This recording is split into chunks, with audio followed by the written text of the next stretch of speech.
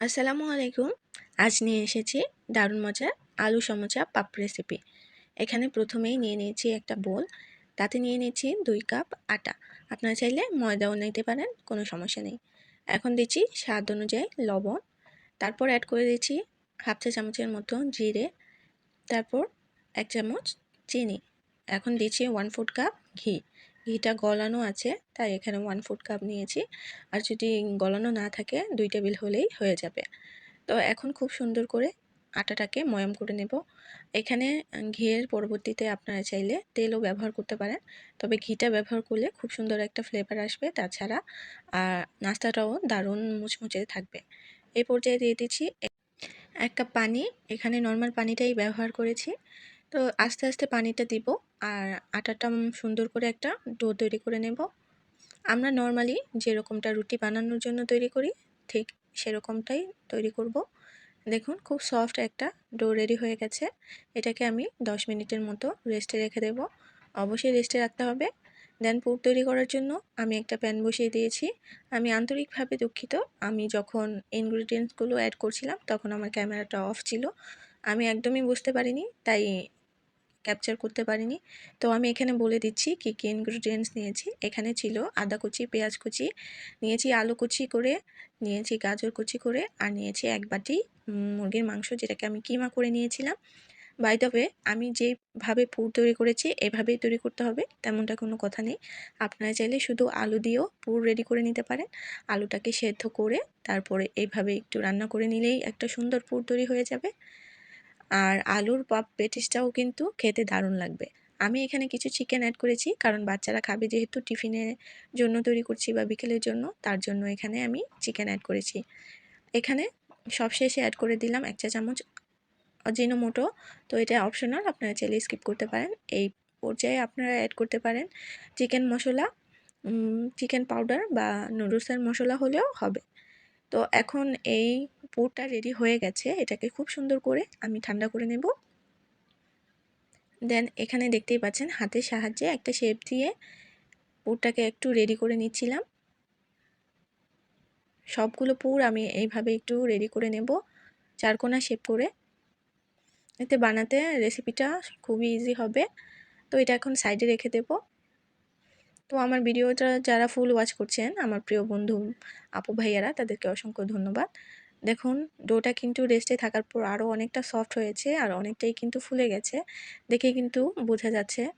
তো আমি অনেক দিন ধরে অসুস্থ থাকার কারণে কোনো ভিডিও দিতে পারছিলাম না। এখনও কিন্তু কোনো ভিডিও দেওয়ার মতো রেডি করতে পারিনি। এটা আগের একটা ভিডিও ছিল, সেটা আমি এখন ঠিক করে আপনাদের সাথে শেয়ার করছি। তো আমি ডোটা থেকে 2টা লেচি কেটে নিয়েছিলাম, আর বরাবর বড় একটা সাইজে চারকোনা রুটি বেলে নিয়েছি। দেখেই নিতে কিন্তু বোঝা যাচ্ছে রুটিটা অনেকটা বড় করেছি আর অনেকটাই পাতলা করেছি। তো এই পর্যায়ে আমি কিছু আটা উপর থেকে এভাবে দিয়ে দিচ্ছি, দেখুন। এখন উপর থেকে কিছু পানি ছড়িয়ে দিচ্ছি, হাতের সাহায্যে একটু মিলিয়ে নিলেই হয়ে যাবে।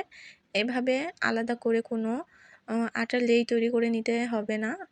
এভাবেই এই কাজটা করলে আটাটা একটা আঠালো ভাব তৈরি হবে, যেটাতে কিন্তু আঠা লেগে থাকবে আর ভেঙে যাওয়ার সম্ভাবনা একদমই থাকবে না।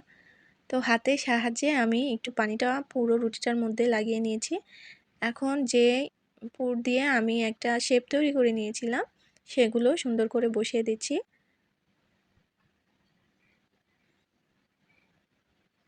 দেখুন বসানো হয়ে গেছে। এখন অপর যে রুটিটা তৈরি করে রেখেছিলাম, সেটা এখন খুব সুন্দর করে সেট করে দেব।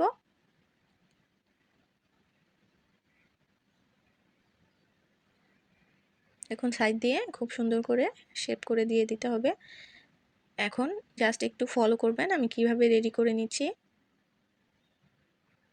একটু সময় নিয়ে করার চেষ্টা করবেন, তাহলেই কিন্তু খুব সুন্দর একটা রেজাল্ট পাবেন। হাতের সাহায্যে একটা শেপ তৈরি করে নিচ্ছি।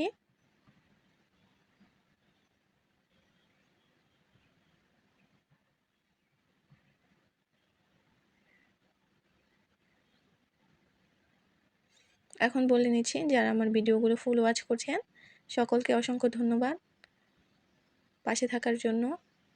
আমিও কিন্তু ভিডিও দিতে না পারলে ও সবার ভিডিও ওয়াচ করছি। তো সাইডের কথা বলতে বলতে সাইডের বাড়তি অংশটা কিন্তু আমি কেটে নিয়েছি।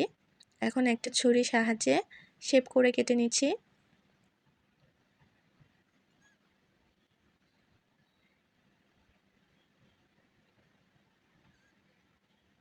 দেখুন খুবই ইজিভাবে তৈরি হচ্ছে। আলু দিয়ে তৈরি এই পাফ প্যাটিসগুলো কিন্তু চটজলদি তৈরি হয়ে যাবে, আর বাসায় থাকা কিছু হোমমেড ইনগ্রিডিয়েন্টস দিয়েও হয়ে যাবে। বিকেলে চায়ের সঙ্গে বা মেহমান আসলেও কিন্তু আপনারা সার্ভ করতে পারবেন।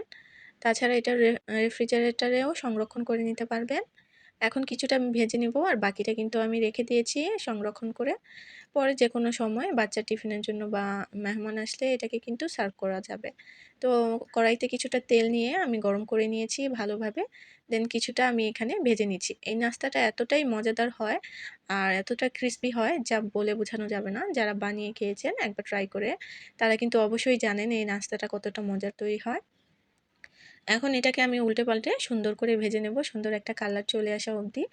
আর সম্পূর্ণটা আমি দেখাতে পারিনি, ওই যে বললাম আমার ক্যামেরাটা অফ ছিল, যার দরুন অনেকগুলো শট কিন্তু মিস হয়ে গেছে।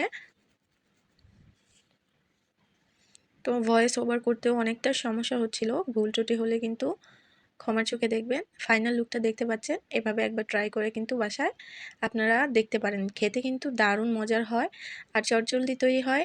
আপনারা চাইলে এটাকে ৬ মাস পর্যন্ত সংরক্ষণ করতে পারবেন। তো আমার রেসিপিটা কেমন লাগছে কমেন্টে জানাতে ভুলবেন না। নতুন রেসিপি নিয়ে চলে আসবো। সবাই সুস্থ থাকবেন, ভালো থাকবেন। আল্লাহ হাফেজ।